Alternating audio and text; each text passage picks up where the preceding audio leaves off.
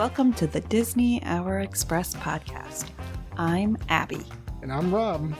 We are two hopelessly romantic Disney enthusiasts. Sharing fun stories, secret tips, and family travel experiences. If you are a Disney newbie, or maybe a season pass holder, we hope you find this information helpful. We turned our love of Disney into a unique boutique travel agency that books Disney and Universal vacations. We've got a lot of stories, so cozy on up, choose your favorite drink, Whether that be a cocktail or a hot chocolate, and enjoy the Disney Hour Express.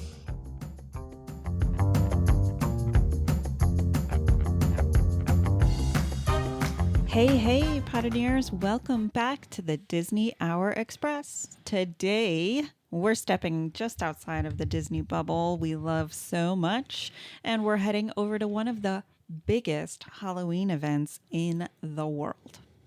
Halloween Horror Nights. In the world? In the world. That's what all the websites said. Do you believe it? I don't know. Did you go to Reddit and ask them? No, I didn't. The biggest one in the world? Listen. I'm sure you have numbers to back that up. Well, of course I do. Universal does not publish the guest attendance for these events, but some of the smarter folks over at Forbes published an article back in 2023 that I read. So it estimated that 30,000 to 35,000 visitors attend HHN each night of the party. Well, I guess it's not really a party. It's just the horror nights, totaling to about 1.5 million visitors over the duration of those events. So just in case you were wondering, like I was, how does that compare to Disney? Because Disney also doesn't publish their numbers for Mickey's Not So Scary Halloween Party. But the smart people on the internet said there's no one smarter. That a sold out Halloween party is typically between 20 and 25,000 guests per night, which would say that the HHN because it has more nights, right? Yes, HHN has 48 nights, while Mickey's Not So Scary Halloween Party only has 38 nights. Mm-hmm. You might need to fact check me on that one again. Yeah. So that means that the HHN parties bring in more people. Yeah, no, definitely. Insane. It's also a completely different crowd, so you can't. And they really have compare. they have the benefit of that it closes down, or it changes a park, but they still have their entirely new park. It's completely separate. That's not affected by any of this. So people, regular crowds, could still just go there. But but you could also say the same about Disney, because there's the other parks. Yes, it's just. But the thing is, that is their main bread and butter, Magic Kingdom. Don't you think? That's the draw, right? Because the Disney's bringing in the families of all ages, the younger families. Yeah. So yes, Magic Kingdom. So for it to be closed for an exclusive event party, I feel it might just totally block out. Feels for 3 nights a week usually. Yeah. But we're gonna talk all about Halloween Horror Nights tonight. My first take. I mean, we might want to get into the details first before I get into my butts. Mm-hmm. What do you think? Let's jump on in. Let's do it, right? Let's do it. So this is we're into it. Before we get into it, how was your week? I'm just not going to answer that. It was fine. I don't know. I'm really excited for Shark Week. I'm not going to lie. It's true. It is Shark Week. We don't want to date the episode, but it is the end of July. Shark Week. Why else are we still talking about Halloween? Because it's the end of July. Which is bananas. Our last episode was all about. We were even skipping ahead to the holidays, so we talked about Mickey's Not So. We covered all the holiday parties. All right, in the Disney bubble. We did. So we did all this stuff. Before we get into all that, I just want to say, do you really want to talk about your week? I do, because we went on a date night. Okay. I mean, it was so fun. We did. Remember? Yes. We went to see. Wait, was I there? Yes. Okay. I think you were. We were squished into those seats because I wanted to get middle seats instead of on the aisle. You did it on purpose. I did. You. Listen, She I framed wanted it. Now good look, seats. one of my little hangups. Okay, one of my hangups is that I like sitting on the end of the aisles, no matter where I Which am. usually I always accommodate, like always. Yeah, and it usually always works out because one of us has a tendency to have to use the restroom more than the other one, and so even if I'm at the end of the aisle, it's no problem. But hey, I'm gonna walk over you. But So true. now this time, Listen, oh, okay. you framed it as if So- like there were none left, and so and now I just find out she just wanted to sit up close and I in the did wanna sit middle. up close For and some in the reason, middle. it wasn't like we're Because at but it's not like we're at a movie theater. It's like if you see the comedian at an angle, you're not going to get a good show. Listen, I wanted to be up close. It was awesome. We saw, and I apologize if I pronounce her name terribly wrong, Zarna Garg, the comedian, who came close. She was in our town, and not in our town, but in our state. And so we went to go see her, and she was fabulous. I don't think either of us have smiled so wide and so hard in such a long time. It was really, really good. I enjoyed her a lot. What did you think? You had You're no supposed to idea who she was. Yeah, I went in blind. Well, yeah, I didn't- beforehand. I saw a picture of her on the website, and I was like, all right. I have a lot of things in common with her. But I mean, I'm open to comedy. I'm not like a closed off person or anything. I'm not, She was I'm so not, funny. I'm not a red stater. I'm I okay. enjoyed her. Like, she just came across like my social media one day, like Yeah. on an I Instagram or gotcha. something, and I was just like, "Oh my makes gosh, I sense. can't believe she just said that." And then I just like kept watching Yeah, her reels, and I was it was like, good. "Oh, okay." And she's got 3 children, Mm-hmm. all high school, college aged, and so she has just funny takeaways from raising them, especially Yeah. being from India, moving to America in her 20s, and just all the fun things she has to say are fabulous. I loved Yeah. it. Anyways, okay, No, back to you. I almost How was your wanted. week? No, I almost wanted to ask her. I would have loved to talk to her. I have my in-law, my brother-in-law. He comes. He's an Indian. His parents are from India, Yes. Indian descent. His father, his two sisters, all doctors, All doctors. and he's a sports writer. So I would love to know what she would have said about that one. But he's also a successful sports writer. He So it's is. very no, interesting. no, definitely. But still, she would have said, no, she would doctor. have. She She's would very have into loved doctors. that. That is But- hysterical. So, because she goes around the audience and asks, like, "Who's our doctors, doctors, here?" yeah, and then yeah. she's like, "But what kind of doctor?" Yeah, And she, somebody was like picks it orthodontist. She was like, oh, apart. no. Hysterical. Anyway. Okay, enough about that. Back Date to night. you. Thank you for having it. Thank you for buying the tickets. It was a good time. Zarna great. Garg. If Great you time. see her in your town, she's going on an international tour. Go check her out. Anyway, just one more piece of business before we get into the whole thing.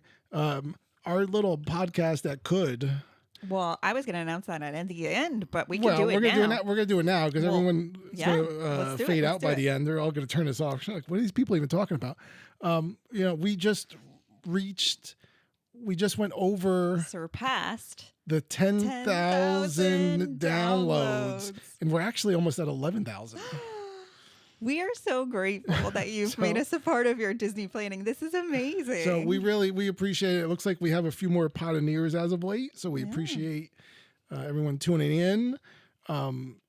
We either are this organized and on top of things, or we're not. We're just really good Yeah, at so it faking depends on your view of what episode you've actually listened to That's so true. and you're getting into now. But They enjoy yeah, no, we appreciate everyone that's here, and like I said, we appreciate everyone. We've gone to the 2-week, every other week release, Yes. and but we have big things coming up and all this stuff, and we appreciate everyone that's here.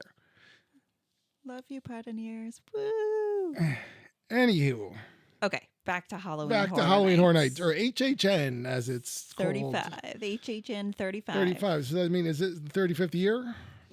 Correct. I think they had a year off in 2020, right? Because Oh, of, what? No, something happened in the 2020? pandemic. Oh, and such. that was scary enough. Our houses, the outside world was scary enough. We did not need to go. You know what's wild is I went to Universal the week before the world shut down because I went to Oh. their Mardi Gras. So I was like, So you're the I was reason chancing why. it, but it was also like So the you're the weekend reason. of Run Disney, Mm-hmm. Princess Marathon, and so it It was a few weeks before. It was Okay. like the last week of February going into March. Yeah. Yeah. All right. We were Interesting. we did it. Okay, so they may have Woo. had some years off. But this is 35. All right. All What right. else? What else you got? So this year Thanks for tuning in. What? See you next week. Listen, this year, Halloween Horror Nights runs from August 28th to the November 1st, and it's gonna lots of dates. It's got 48 regular event nights. That's a lot of nights. That's a lot of nights. But what I was thinking, and when I was talking to Rob about this episode, is like it's so interesting to me because comparing it again to Disney, because that's what I do. I'm so sorry. It's a completely different event. It is scary. It is for the adult or teenager that really likes horror. Let's just say that right off the bat. Yes. And the park itself that it's in is completely shifted. So it means that there are a lot of obstructions when you go to the park. There's going to be you just give me weird wide eyes. There's all sorts of stages that are put around and all sorts of props and things that start now. Like I just watched a video from the parks today. Yes. And things are being cleaned out and restructured and reworked. And so when you go to the park, it's kind of different. And I've been to the park at this time of year too, where, you're just like, what is happening? So a little strange. And it's a little bit, all right, Universal's a different vibe than Disney just in general. And that's what everyone knows. It's generally like for like an older family, an older kid, right? Yeah. It's, unless they're, because again, they do have accommodations for younger children, but it's like, the Dr. Seuss land and, but that's really it. It's things like that. Most of it's like bigger rides, bigger thrills. Unless you're into like Harry Potter. Yeah. Other than that, you're kind of like, E.T., but no one knows that under the age of 20. So no one knows what that is. We try to pump that up. So yeah, I mean, it's really like you got to go over to, that's why they're all going over to Epic Universe to go to like How to Train Your Dragon and Super Mario. Right. So this is, if we didn't say it before, which I think we did, this happens at Universal Studios. Yes. Yes. Excuse me. Oh my goodness. So yeah. So the other parks don't have, they might have Halloween decorations or something, but this time of year they do not focus on Halloween for sure. Yeah, I don't even remember if Epic Universe had Halloween decorations. Last year, I don't recall seeing anything. All right. Interesting. Okay. So, let's continue on. Do you want to break down? Do a little brief history of Yeah. Go for it. So Universal Studios Florida, back when it was called that then, introduced Fright Nights in 1991. Woohoo. Do you remember that? Nope. Because I was a child. The first event lasted just 3 nights and featured one haunted house, the Dungeon of Terror. So isn't that crazy though? So it started off like this little thing, 3 nights. Now it's like 48 nights. Like they really and it takes over an entire park, and there's scare zones and there's lore. It's just it grew. Continue on. It returned in 1992 under the Halloween Horror Nights name and expanded to 5 nights and added a second house. Crazy, right? Yep. So then in 1994, Horrorwood became the event's first outdoor scare zone. So that's one of the exclusive, if you haven't been there before, is that it does have these scare zones throughout the park as you go through. And it totally, like they tell you, it tells you like you're now entering a scare zone. So as you're going in there, it's kind of like, be on the lookout because there's going to be scare actors that come that are just out, like and their whole thing is like to try to scare you. Listen, I would be now. They do have special necklaces that you can get. You can purchase this for like $20 or something. Yeah, that say like, "Hey, I'm a scaredy cat, please." Yeah, it's like leave me that's alone. Not what it says, and but it like lights up and flashes. Yellow so like and flashes and kind of like this is what I would get so that I don't have a heart attack in the park. But also, like, I don't know. I'd want to experience both ways, but I think I need to start with the little yellow tag first. Just saying. The scare zone. We have there was a video, our travel specialist Tink Yay, sent Tink. us. She goes, I think every year. Oh, yeah. She sent us a video, and it was her. It was kind of, it was a little meta. It was her recording in a scare zone of her friend on her phone in a scare zone, and somebody came up and scared her friend. Yeah. Was it her friend? As she was like, so anyway. So those are the things you have to be on the lookout. So those are scare zones, right? Yeah. So in 2000, Jack the Clown emerged as Universal Orlando's first original HHN icon. So it goes back to 2000. And it's an original thing, right? Who's Jack the Clown? You had to attend Halloween Horror Nights to kind of know about that. In 2002 to 2005, the event used Islands of Adventure in whole or in part before returning to Universal Studios Florida. So it did incorporate Islands of which Adventure is so interesting. and go back. So, I wasn't even really aware of that. I'm going to be honest with you. Yeah. In 2020, the full event was canceled, as Abbie mentioned, but it was presented in 2021. It came back. Yeah. Reasons we don't know. What happened? Yeah. And now we're in the 35th edition. There's 10 advertised houses, even though we're only going to talk about 9. Original mythology, licensed horror property, scare zone shows, food, and a dedicated repeat visitor audience. It has a huge fan base. In other words, Huge. I mean, and this goes back. You'll hear us start talking about it, and I think in February, they start speculating on what the houses are going to be, and when Universal puts out and they do their Mardi Gras. Yep. Exactly. They have their I forget what's the name of the store. It's like it's like the monster store, right? Or no, it's not that. It's just like it's wherever that it shows all the Mardi Gras props and stuff. Yeah, like and then I can't remember what they actually call it, but it's like at the end, and then at the end of the store is you get out because it just shows all the props that they use in Mardi Gras, and it has a theme, and at the end there's usually a table or some display. Is it just the Mardi Gras tribute store? It is the tribute store, yes. Thank you. And so in that will actually have clues to what the upcoming this year's horror theme is going to be, and then maybe even some of the houses. Okay, but speaking of this year, can I jump into that? Sure. So they did announce that there's going to be 10 haunted houses, right? Yes. But they've only announced 9 of them. Correct. Which is that typical that they kind of keep one a secret for this long? I don't know. Usually, I think by now, because we're almost less than a month away. They have the maps out usually, right? Yeah, but I don't even think we don't even know where the locations of things are going to be yet. That's wild. So now we're talking 2026, right? There you said select nights, 28th. There's the regular event begins at 6:30. Closing times vary by date. Right, which is kind of weird, but I guess you have to pay attention to that stuff. Yes, no, absolutely. And so there's all types of. We're gonna go over all the different ticket types. I think the thing is with Halloween Horror Nights is that it's a little bit more. I don't want to say complicated, but there's more options and different ticket packages and ticket types and what you can see versus the going to Mickey's Not So Scary. It's you buy a ticket. There's really nothing different beyond it. But they all everyone has their own it's whatever floats your boat, right? That's Well, which is crazy. As we get into these tickets, I have a lot of questions about it because some of them give you the ability to start really early in the day. Yes. Which I'm going to ask you then. I'm going to ask you when we get to that ticket because I feel like early in the day brings away the scare factor. Just saying. Don't know. Okay. Anyways, go for it.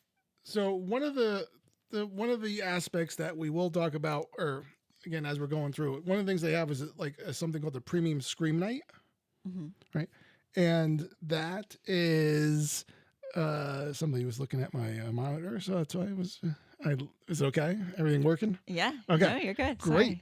They have a Premium Scream Night, which is a separate limited capacity event that takes place. This is the 3rd year they're doing it. They used to do it just one night, and now they're going to do it 2 nights this year. Okay. So what's the difference between the premium scream night and a regular night? So it's supposed to be a limited capacity event. And what does limited capacity Well, mean? I mean, they don't. I mean, it's even more limited than what they're selling the Halloween Horror Nights tickets for. So what they were selling it as was you pay a little bit more for this option. You get in. It's less people. It's free. There's free snacks and drinks and refreshments. Yep.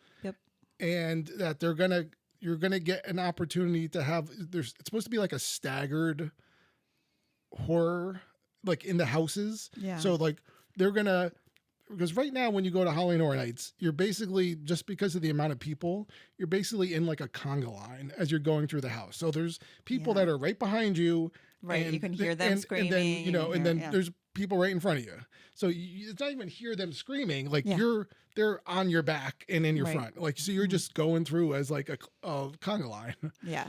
So it's, is it that scary? Maybe not, because there's all these other people with you. But in this, what they were offering was that they're going to like let your party go into the house and then like wait 30 seconds and then let the next party in so that, there's space. So it's going to be a staggered. Yeah. And you're kind of like by yourself. So, Jason's chasing you through the house, but there's no one else in the room with you, which is scary. Which makes it, Yeah. Abbie and I have done like local horror, a horror farm that they have at a local place here. And that was freaky. That was scary as we were going through like these rooms, but they like follow you. But they make sure that like you're by yourself, right? They kind of like hold people up and stuff like that. It's insane. Really good times. Anyway, so that premium scream night, like I said, those are kind of the big, like I said, you do pay a little more, and we'll get into that in a little bit. Last year, they had a big issue. The complaint was that it started off with the staggered houses, and then eventually just like they piled up because they just piled up. Yeah. The other problem, which we saw in some of the footage. Yes, and then the other problem was that they didn't have enough of the snack, like the free snack places. So they were like overwhelmed, and the lines for those were getting very long. So now the people couldn't all make it. If you were in that snack line, it was taking so much time you couldn't make it to all the houses, and it was just. And then they ran out of food, and it was this. Which is like for that much money. Yeah, for this much money, it didn't really feel premium. Yeah. And I mean, that's what. It was like, and tickets were, it was like $400. Yeah, that's insane. I mean, you better get your free snacks and drinks and all the things. So this year, what they're saying is that they're going to have 2 nights, which should hopefully, it's going to be the very first night. It's kind of like a preview night almost. Okay. They're going to have it, which is what they normally do. And then they're going to have one more night in October as well. Which should hopefully allow, they don't have to like jam everyone into one of these premium scream nights and like kind of space, because if you're paying that much money, you want a good you experience. Want a great experience. Yeah, you want to be able to these are going to be a lot of content creators there. Kind of reviewing these houses. Yes, absolutely. Yeah. Oh. All right. So we also want to get into I think maybe it's a good time to talk about the haunted houses. All right. Let's see where we got them. Do you want to start those off? I'll start off the first one. It's Jack and Oddfellow, Chaos and Control, which is an original, right? So that one's been around for a long time, right? Yeah. So and that's to do with, I believe, Jack. Is that Jack the Clown? It's Jack and Dr. Oddfellow. Those are like kind of 2 icons that have sort of. Right, the icons' rivalry ripped, followed by a trip into the Oddverse. And that's like their anniversary. It's a 35th anniversary, so it's kind of following those 2. They're like the original icons. I love it. But the next one's going to be my favorite. Okay. Sinners. If you haven't seen this movie yet, I don't know where you've been, because it's incredible, and it was so good. I think it won a couple of awards, or at least was nominated. It did. Okay. Yeah, I know we watched the awards. I just can't remember if they were winners, and it should be a winner. It was so good. The music was outstanding. The storyline was perfect. Oh my gosh. Anyways, It won the Academy Award. Yeah. yeah, the Smokestack Twins, 1930s Mississippi juke joint is attacked by Remick and his vampires. Yeah. So this is, if you've seen that movie, obviously you're familiar with. I can only imagine. Like the music is gonna be so good Yeah. here, but like the whole like inviting them in. Oh, I'm like I'm getting hives like thinking about it because I know it's gonna be so good. The next house is another huge IP for them is Stranger Things, and it's going to be based around the Stranger Things 5, which, you know, if you didn't know, was the Netflix hit, the final season of the Netflix hit. It's going to be the Hawkins, the Upside Down. There's going to be Demogorgons, Mind Flayer, Vecna. You're talking everything you want to see.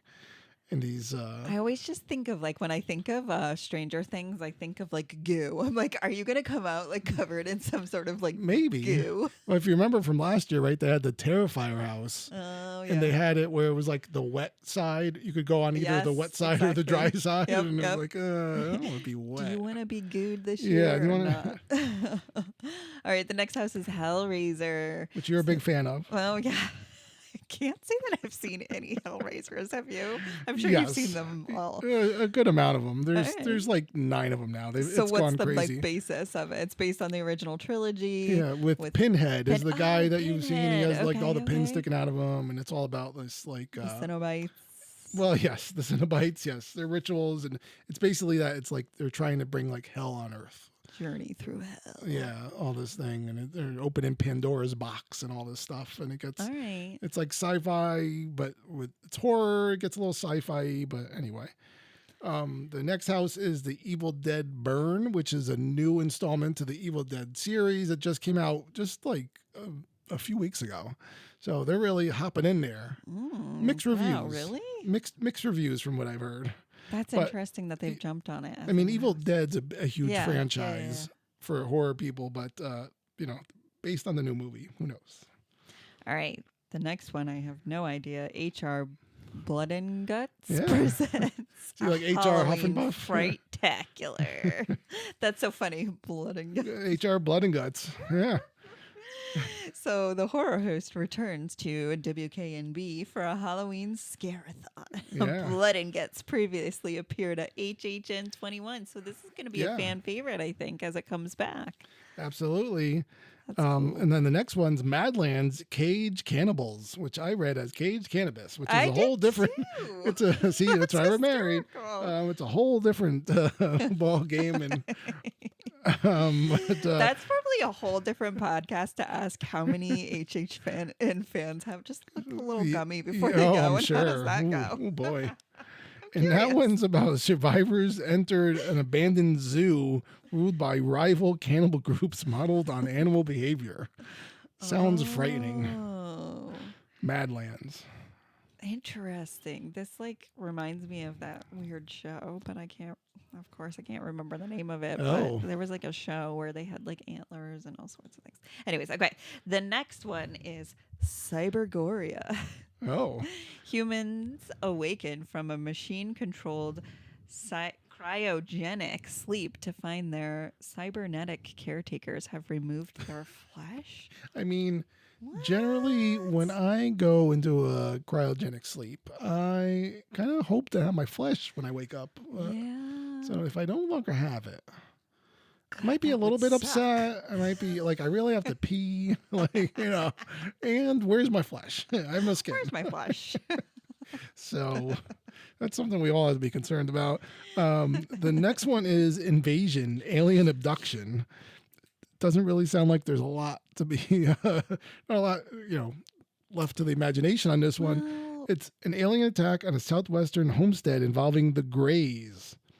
Who they are, we don't know. Tentacles and experimentation. Yeah, but I like the whole idea of the southwestern homestead because you're like imagining like a little house, you know, out there in like the middle of nowhere. A little house on the prairie. I don't know if there's prairie, but there's something. Scary enough on its own. And could you tell them about the 10th house? 10th house, pending. Yeah, I don't know. Universal's advertising like 10 houses. What do you think it is? What's like something really scary that's like come out this I don't year know. that could really Like, So what is it's like right now there's so 4 of these are like established IPs, and then the other 5 are all either new, like returning or original new houses. So is it another IP? It kind of doesn't feel like they're going to announce something else that's already like existing. It sounds like it's going to be like another like original or like think so? yeah, Like a new storyline? I feel like they would have already talked about it already. Because like Sinners is big, Stranger Sinners is Things 5 huge. is huge, even though that was like last year, Stranger Things, so it's Yep. we're a little bit past that, but Huh. yeah. So I don't know. We don't know. Let us know if you know. I know. You Let us know. Right? We're going to release this in 2 days, Yeah. and it's probably going to be out by then. We're going to just sound like Yeah, idiots. I know. You were like, these dum-dums, they didn't know what they were talking about. Like, of course it was this. Classic. Or it's probably out there and we just missed it entirely. But, I hope not. now we'll talk about the scare zones, right, that they Okay, have. so this is where Abbie wets her pants. You mean in this episode or? Nope. Oh, okay. If we were to go to this, it'd be Just for those new people listening, that's not a segment that we normally have. I do not wet my pants. Oh, boy. Anyways, okay. You had to defend yourself on that one. Wow. This episode is Zones taking a and turn. shows. All right. So the first one up is the Infernal Carnival of Nightmares. And this is where you're going to see Jack the Clown and Dr. Oddfellow present a combined carnival of horrors, reinforcing the chaos versus control anniversary story. That's a lot of words that don't necessarily mean anything to me, but we know Jack the Clown. Clowns are scary. Anyway, let's do it. You know, There's a lot of clown. There is. And then there's like so it's another one having to do with Oddfellow. It's a sideshow of decay. Cindy uses Oddfellow's sorcery to open a portal in a carnival junkyard and revive nightmares from the past. Okay, so this is where the crazy clowns all come out, right? Well, But they're decaying clowns? I mean, let's not put a pin in the clowns just yet. I'll talk about the next one. You're going to cover the one after that. So the next one is Fort Nightmares, which is a little bit. Fortnite is a video game for those that don't have kids that have stolen your credit card and bought a bunch of skins. Yeah, but skins in like a good way. Yeah, not like the flesh that being removed while you cryogenically sleep. It's different skins. So it's a little bit strange. All right. So the Fort Nightmares isn't necessarily scary. I mean, it's supposed to be like Halloween themed, but it's like, I don't even understand it. So I got to see. I'm pretty interested. It's not a scary game. Okay. It's just like it's a game that you drop in. There's like 100 players, and there's like a storm, and you have to the storm keeps getting smaller and smaller, and it brings you all in, and you eventually all eliminate each other. So the shame the storm is going to be part of the scare zone. I don't know. It seems like they were just like, we're going to give you lots of money. We'll do a scare zone. Just deal with it. I think kids would probably just want to go there just to be in it. I don't understand. But anyway, so we'll see how that works out. All right. Well, So this next one, like I said. I mean, this is really the downtown clown town. Yeah. So this is a city all about overrun by clowns. horror clowns, including killer clowns from outer space. Yeah. Art the Clown, and other murderous clown folks. Now, when I was doing my research today, they said that this is going to be like an expanded scare zone. I imagine because they're kind of huge. That's a lot of characters. So Art the Clowns from the Terrifier movies, which is a popular horror franchise right now. Killer Clowns from Outer Space is has a huge cult following. It's like an old, low budget. It's like from the I think it's late 80s, it might be early 90s movie. It's about a bunch of killer clowns from outer space, but it's like I watched it with my younger sister Jess. You're such a good big brother. And we watched it, and the scariest thing, it was like it got real dark at the end of the movie. Oh. And like we both got scared, like and like ran upstairs like to my mom who was in a room, and it was like this. Yeah, it was freaky. It scared us, even though it's like not. It isn't like a kind of a scary movie, but it's mostly like campy horror. Anyway, What did your mom say when you both ran up there scared? She's like, you guys are idiots. Like, why did you watch this movie? I can only I don't want to say that I knocked my younger sister out of the way to get up there, but oh man, sometimes things get the best of you. What are you Such gonna a good do? Big Brother. What are you gonna do? They do have 2 shows, right? Mm-hmm. So they got the Nightmare Fuel, Blood Noir. Music, dance, and death-defying stunts in a vampire-filled city. This sounds like I think I would enjoy this show. I think it's similar. They normally have a show that they do every year, and it usually has like some horror icons that show up in it. Yeah, and it's usually like pretty well choreographed and. Yeah, so that should be fun. But it just sounded like a vampire-filled city. Like I can imagine. Like I'm just thinking of the movie, the vampire movie. Sinners? No, not that. I mean, yes, that one. But like, what's the classic one with Brad Pitt in it? And like, I just think about all their like life and their vampire world. It was very like. God, I have no memory. Amazing. 8:00 at night, my memory's shot, so I can't. So sorry. Okay. Brad Pitt, Tom Cruise, and Kirsten Dunst. Yeah. Mm-hmm. Wow. Interview with a Vampire. Thank you. And so the other show is the Stranger Things. It's Return to Hawkins. And now this is going to be a lagoon presentation. So this is going to be a water show. Yeah, right. It's framed as the WSKQ broadcast, revisiting music, monsters, and moments from all 5 seasons. I'll be surprised if this one's amazing. I'm not saying, I'm not good with change. So when you throw this kind of stuff in there, I'm just kind of like, well, we'll see. We'll see. I mean, it sounds pretty like, you can do interesting things. Stranger Things itself doesn't really have anything to do with water. Nope. But I think it might allow for like some sort of stunts, and maybe there's going to be special effects out there. I don't know. I'm interested. Drones. I can see drones in the sky, kind of looking like a big giant mind flayer. That might be kind of cool. It might be, but I need to. And I mean, the music's going to be great because it's all like 80s music, right? Yeah. So everyone's going to relive that.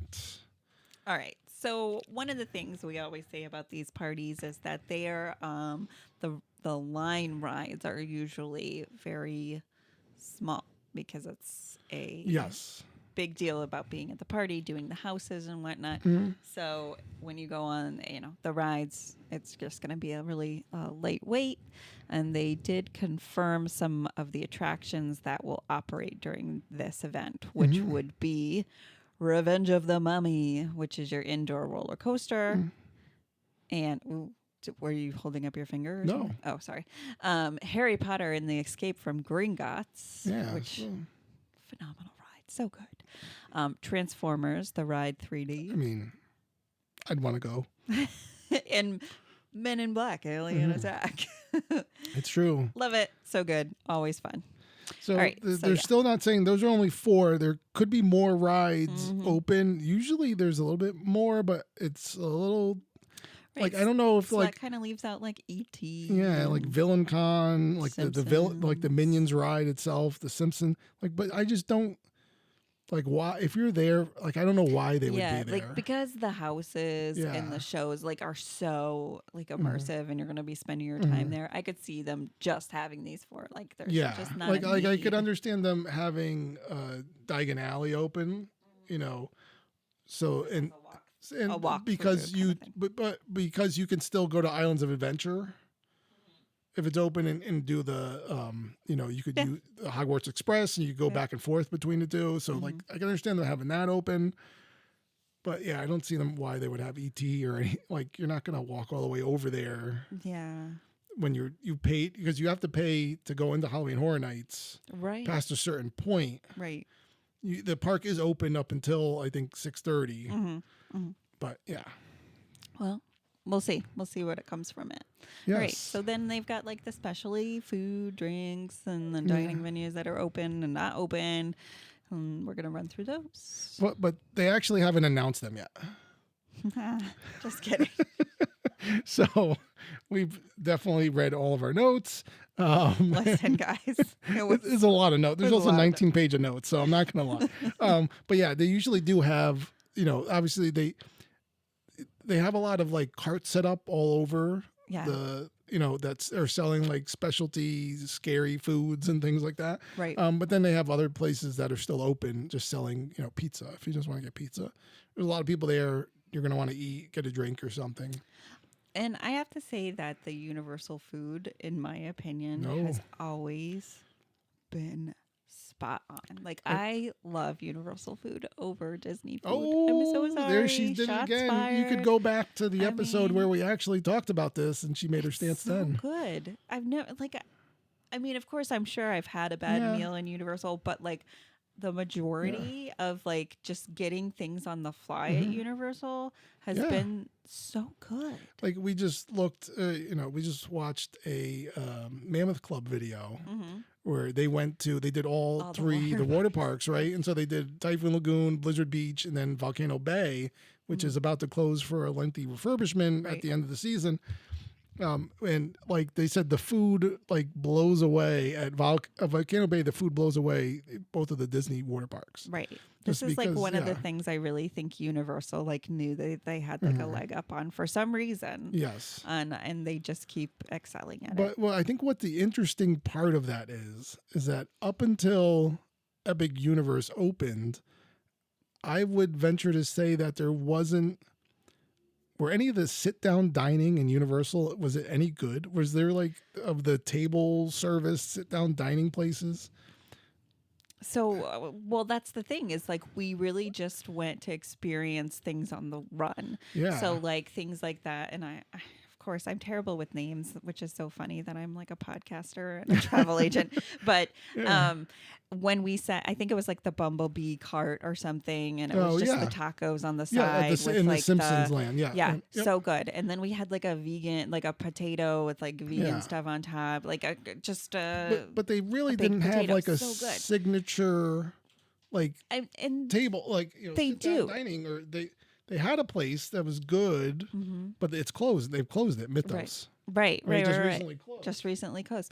Now, if you're going outside of the park over the other way to like Toothsomes and on City Walk, they had you're like talking bubblegum shrimps and all sorts of things. But in City Walk, outside of the parks, And I wonder if it's because like all of these restaurants aren't not owned by Universal, right? It's like independent owner, like coming in and serving great quality food. But even like going to like Margaritaville, which is like a mass-produced kind of place, still really good. Yes. But anyway, so that's just kind of the difference. So yeah, I think overall, I think their food is good, just what you could get from a cart or just like a quick service kiosk or whatever it is. They nail it. Versus, but they don't really have like that, like a themed, I mean, I guess, they have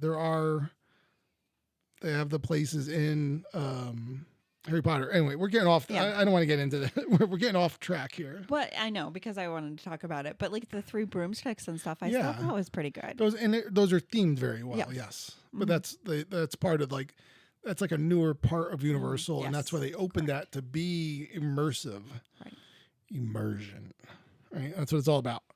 So anyway, so there's still going to be a list of menu items and what's going to be open and all that stuff. And it's going to be, big deal. And they're all going to be themed towards Halloween Horror Nights, but they really haven't released that yet. Yeah. Which it's like, come on, Universal, what are you doing? Right. Well, because they're waiting on that 10th house. Like, I feel like if they release the food, it probably gives them the house is just going to be food. I really do. Maybe. Now, was it, again, I apologize for the lack of names. Yeah. What was the video game that was turned into the show, and then they had the house last year and they had a lot of the food from it? Was it The Last of Us? Or yes. Yes, they did have it. And people loved it. It was like they were eating cans of food and stuff, which is like, you think of that and you're just like, ew, but like it was actually it was good. very themed, yes. Yeah. No. Which was cool. And they usually have very interesting. They turns Mel's Drive-In, turns to Mel's Die-In, and yeah, stuff like that. So all right, I'm sorry, I got into like a huge food. no, because it was part of it. There's no details for us to share. Maybe so I'm not hungry really. now. I don't know. All right, so you just made spaghetti and meatballs. Well, what are you doing? We ate the spaghetti and meatballs. Okay. All right, so now we're on to the Abby's favorite part. We're talking tickets, passes, We're talking, and upgrades. is it worth it for your pocketbook? Oh boy. Yay. So All right. what's a single night admission ticket? We got, so it is a wide range here. You're looking at $87.99 up to $129.99 for one selected regular event night. So obviously, getting closer to Halloween, yes, it's gonna get more expensive. Even I'm gonna say like the middle ones are probably the less expensive ones, maybe, because that first couple of nights are gonna be expensive, and the last couple of nights. Yeah, and then I think it also fluctuates too, depending upon the night. I think the weekends are more than the weekdays, and just because that's generally when people are going to go more, so they're going to make their bucks.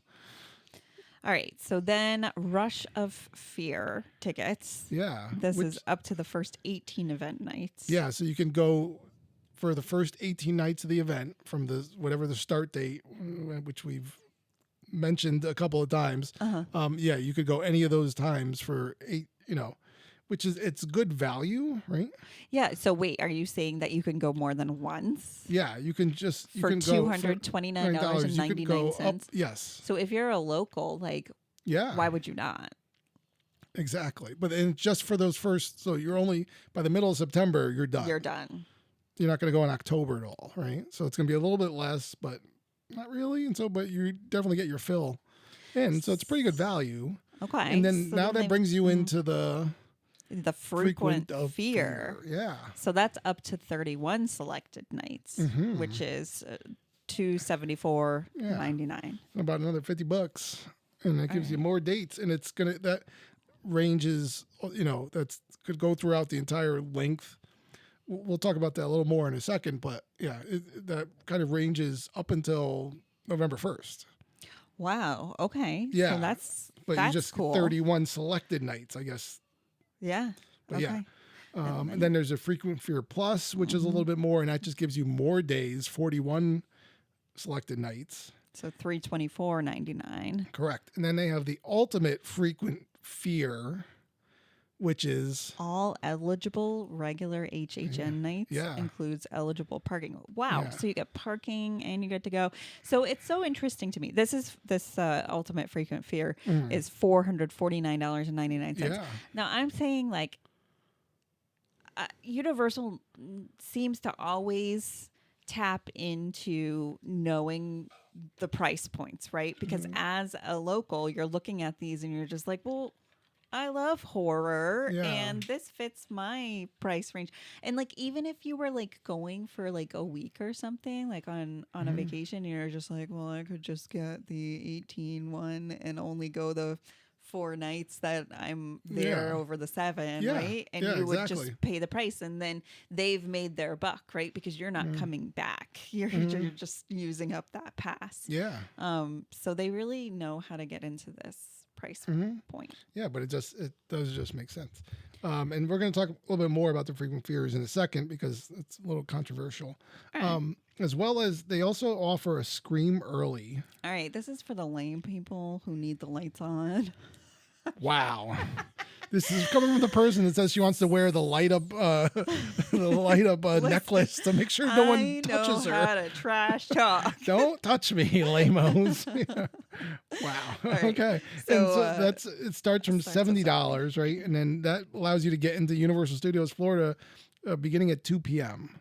And now that just allows you to get into the park. Oh, weird. But if you still need a HHN ticket. Wait, what? So on top of your $87.99 plus, then you do the $70. Correct. Now, because if you just only have an HHN ticket, you could only get in at, I think it's 4:00. Okay, so it's not for the wuss of you and me. It's for the dedicated, I want to see all the houses, then I want to go see them again. Maybe. We'll talk about that a little more in a second. More to come. And this is the next part, Single Night Express. Now, this is kind of where the big controversy is here. is starting about how the expresses were offered. Okay. So the single night express ranges from $169.99 to $279.99. So this is in addition to your ticket. So you have to buy this and your ticket, which, as you know, if you've ever been to Universal Studios, if you want to get an express pass, you have to pay for your ticket and the express pass, which is not cheap. It's not inexpensive. No. So like that could be pricey. So if you're just looking at a single night admission and you want to do a single, a night of express, you're looking at like maybe $300 to $400. Yeah. Again, why not? Yeah. And what that does is it's a one-time express, and it just gives you an express access to each house and participating attraction on one selected night. Right. Which, okay, so So it's not even Express Plus where you just keep going over and over again. Yeah. You can do it once and you're done. This is the whole disability access services kind of thing. This is what they lean into now. I know that they have a different kind of disability access service, but then they're usually pushing this. But you can get this express pass for $10 million. Well, there you go. If you need it. As we mentioned before, they also have the premium Scream Night, which ranges between. This here says $399 to $400, so a dollar difference, but that's a little bit off. And it's somewhere in the $400 range is where it is. It's a one-time limited capacity premium event we already talked about. They also offer R.I.P tours, right? Rest in peace, that start at $399, and that's a guided priority house entry, and event admission is still separate. So you still have to pay for none of this includes any. You still have to buy a ticket to the event, and then these are extras, right? Yeah. Oof. So now, starting with the fear passes, right? The frequent fear passes. What you have to do is the purchaser select a start date and cannot use the pass before it. So that's why it says like up to 31 selected nights. Oh, okay. So they want to know when you're going to, how many people are expecting to come. So if there's not a lot of people coming the beginning of September, so or you're going to have to spread your nights out, right? Because there's 48 nights. So they kind of get a little bit better idea of who's using what on when. So it's just like you're saying, they're pretty good at figuring that out. The valid date may stop appearing as a start date if the event sells out. So if the event sells out, you won't be able to choose that as your first day. Then you have to go to the next day and so on and so forth. All right. The date can be changed without a fee if the replacement date is eligible and available. Once activated, the pass remains valid on its eligible nights after the selected start date. A little bit complicated, right? Right. So you've got to kind of keep tabs on it. Yes. Okay. That makes it a little less appealing to me. If you're going back again and again and again. Right. Now, the controversial part is that the removal of the multi-night Fear Plus Express. So they used to offer a Fear Pass that also included Express. Okay. Whenever you went. So it was a little bit more, right, than the regular Fear Passes were. But you had Express every time you went, which was kind of like a big deal. So for the people that really enjoyed going, that was this. So they offered it. They don't really know if it was not automatically included, right, with the ordinary frequent Fear Pass, but they sold it at higher price Fear Plus Express versions. All those have been discontinued. So the only way you get Express is by paying the one night or, doing an R.I.P tour or something like that. Universal's stated explanation, it says, it discontinued the products while continuing to evaluate its offerings in an effort to provide the best HHN experience for all guests. It points to other Fear Pass choices in the enhanced Scream Early product, which we'll talk about in a second, but gives no more specific operation or financial reason. Interesting. Yeah, so just looking back at the last year, it was they had the Rush of Fear was $199, which was for the beginning, right? And with the multi-night express, it was $689. Yikes. And then it was going up from that. So the frequent Fear Pass with the express was $839. The frequent Fear Plus, which was just more nights, with the Express was $9.49, and then if you wanted to do the ultimate frequent flyer, which is for every night, have an Express, you were paying $1,200. Wow.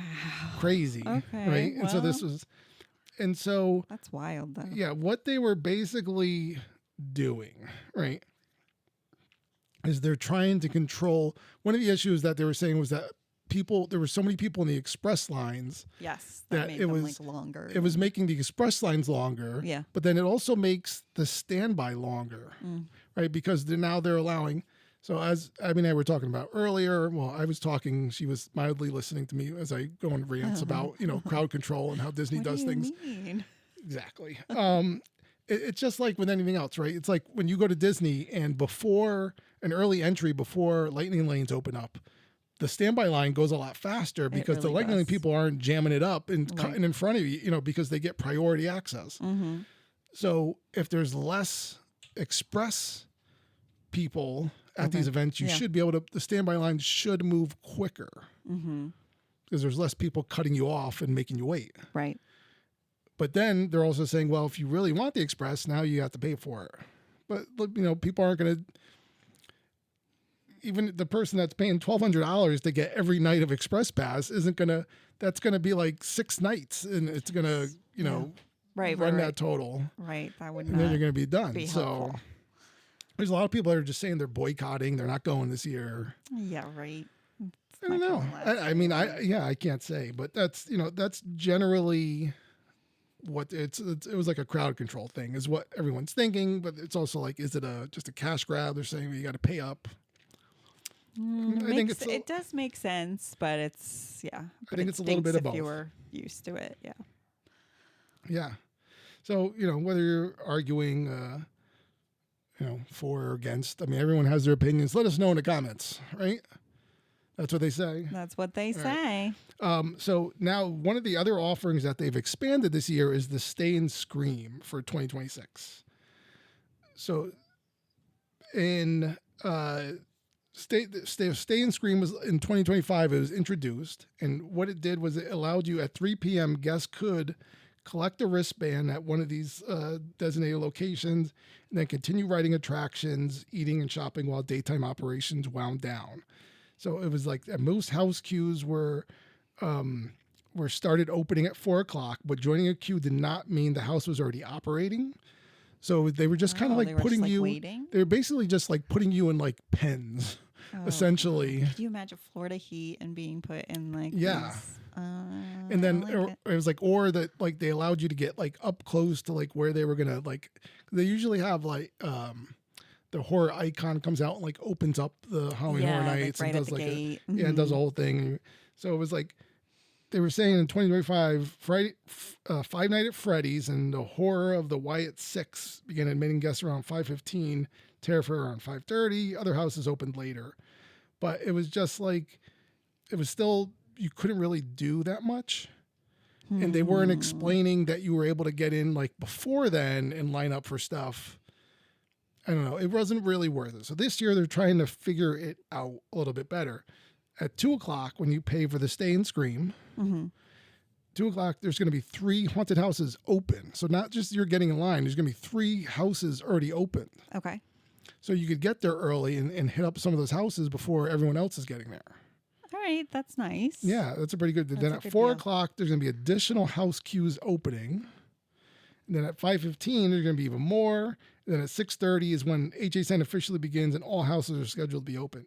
So you're going to already be in the have been there for 4.5 hours. Right. But you might chew up that time, though, waiting in line. I mean, you could say the 3, right? And then start getting it. Okay. All right. Well, so I think you're getting a jump start at least. Your time. Yeah. Now, they didn't say what houses they're going to be. Yep. So they might not be the most popular ones, right? You figure it's going to be like Sinners and Stranger Things, and, maybe one of the Jack and Oddfellow ones. Right, the ones that are repeat ones. But it could be just like one of the newer ones, but it's also going to be less, you're not going to have to like spend your time waiting in line later on at night. You can spend more time in scare zones or getting food or something. Yeah.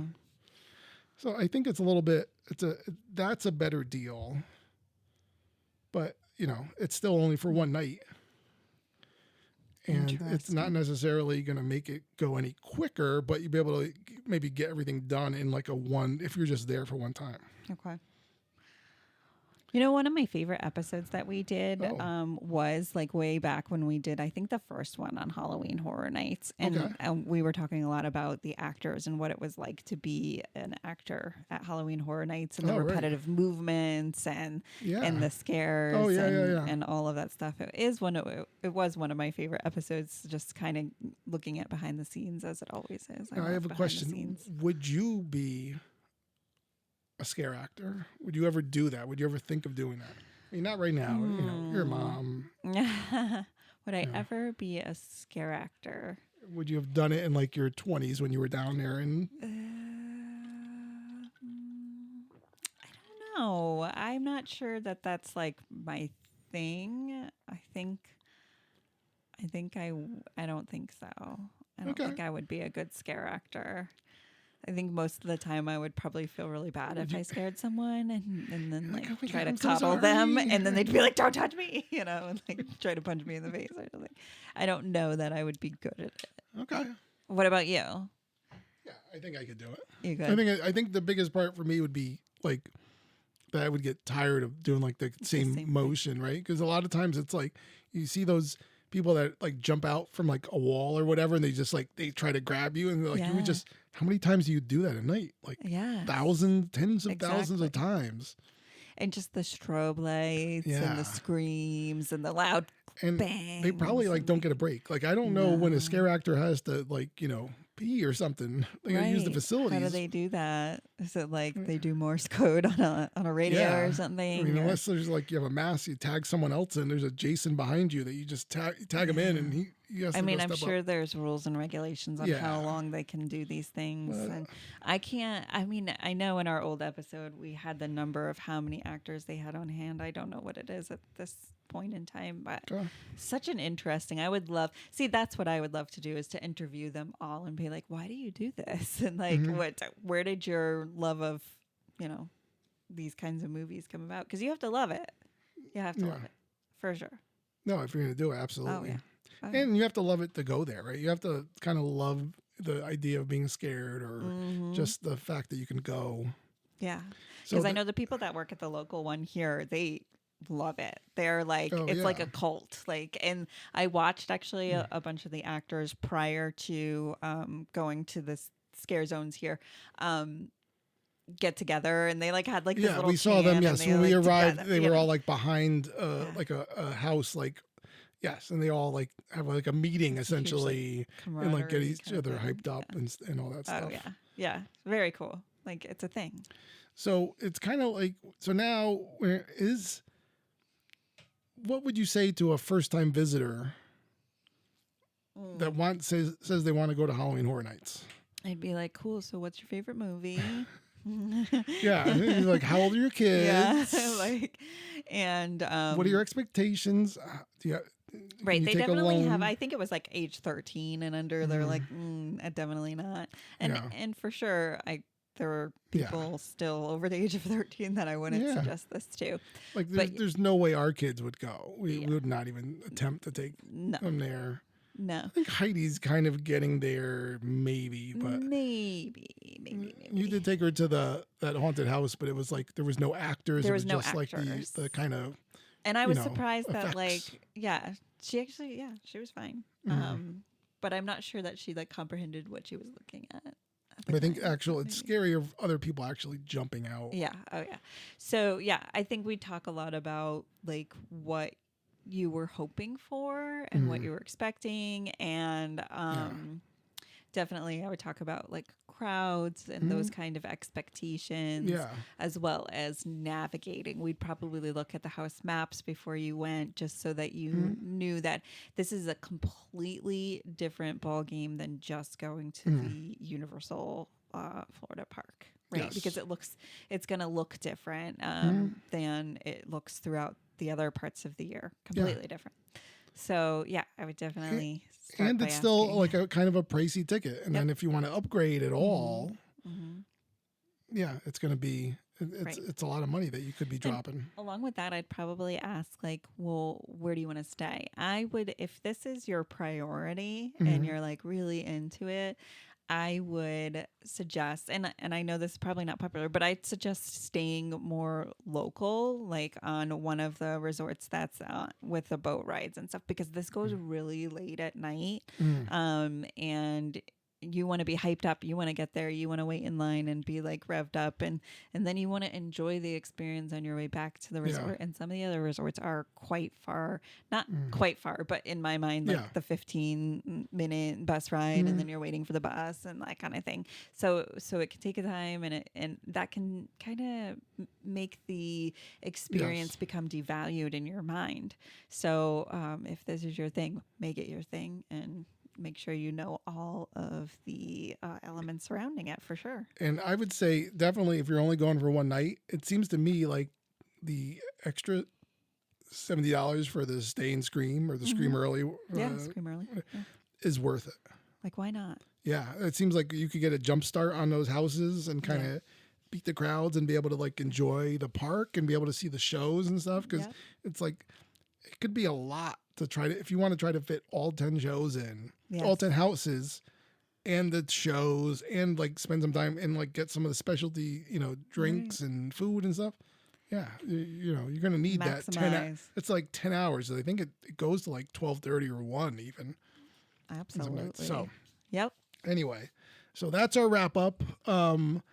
We appreciate everyone. We're going to be back in 2 weeks. Yep. And we're ramping up for our Disney trip. That's right, we are. We're gonna have a whole smorgasbord of episodes. We're gonna be doing Mickey's Not So Scary, and we have all a lot. Things. We're gonna be recording stuff, so we'll have one more episode, kind of prepping for that, and then we're gonna be at it. We will. And are we recording while we're down there? We haven't even discussed. He looked really stressed out when I just asked that. This is my Halloween Horror Nights right now. Well, that's a wrap for today. Thanks for joining the Disney Hour Express, or should I say it was the Universal Hour Express today. We're leaving the station. Until next time, from our family to yours, thanks for riding along. Choo choo.